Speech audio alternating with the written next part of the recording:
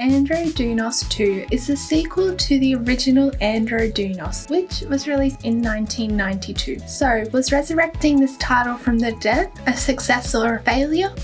Find out in this review.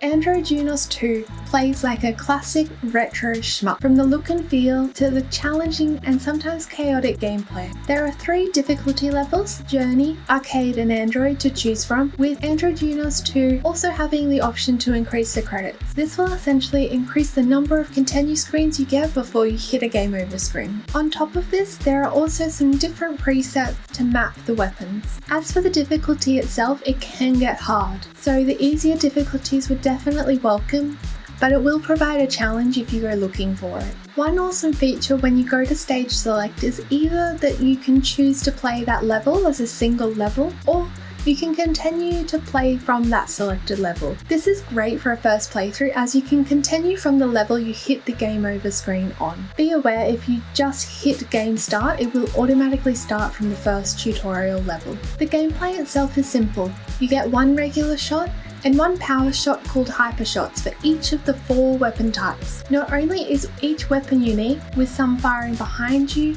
some touting power over range, and others having a large directional spread, their hyper shots are also unique. Learning to use the correct weapon at the right time becomes important as you go throughout the game and progress, with many of the hyper shots being critical to clear threats and wipe out enemies. These weapons can also be upgraded as you play, adding more power or extra directions the shots fire in for the specific weapon. These upgrades happen either to the active weapon if you get a skill up orb during gameplay, or after the stage clear screen, but only if you collected enough of the blue orbs that are dropped by destroyed enemies. Collecting all 30 orbs in a stage allows for a total of 3 upgrades to be applied. The hyper shots can also be upgraded. I think these upgrades are a neat feature and a welcome one as the levels get progressively harder. That said, these weapon and skill level ups only last for each continuous run and will reset after a game over. Losing a ship during a level also downgrades the power level of whatever weapon you were using at the time by 1. In total, there are 10 levels to beat, with each feeling unique. From sandy dunes to outer space, even a level in which you will fly underwater. Rather than just scrolling from left to right, some stages will also see the screen move up and down and backwards and forward. All the levels present unique enemies to shoot and environmental obstacles to avoid. At times it can be difficult to see exactly what killed you. It isn't exactly a bullet hell, but once you level up your weapons enough, the shots can take up a large portion of the screen, making it hard to differentiate between your shots and the enemies. The bosses of the levels also had a sense of uniqueness with their attacks that made it very enjoyable to play through. You can tell a lot of care went into creating the levels to both be unique and yet retain that retro charm. Another thing to note is sometimes the environmental obstacles are not entirely clear. For example, in the first level at the boss, if you hit the sand at the bottom of the screen, you will take damage, which could quickly lead to a continue or game over screen. I played Andro Dunos 2 on a Nintendo Switch and experienced 0 lag in both dock and handheld mode.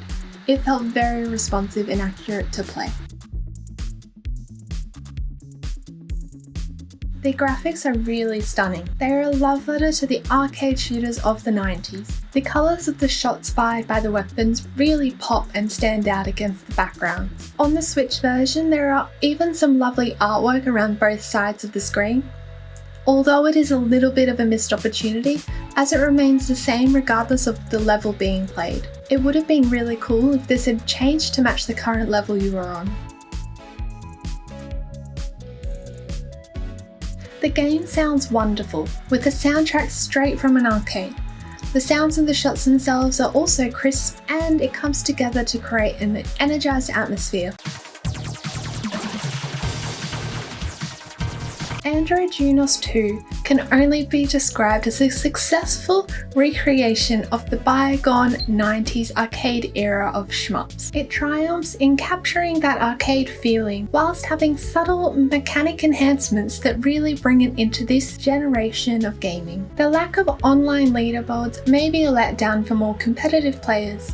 Also be aware that unlike the original Andro Dunos, The sequel, Andro Dunos 2, has no local cooperative mode, which again may impact the replayability of this game for many players. Despite this, it is a very enjoyable shmup, especially for those who are a fan of that classic arcade style. So thank you for watching my review, and I'll see you in the next video.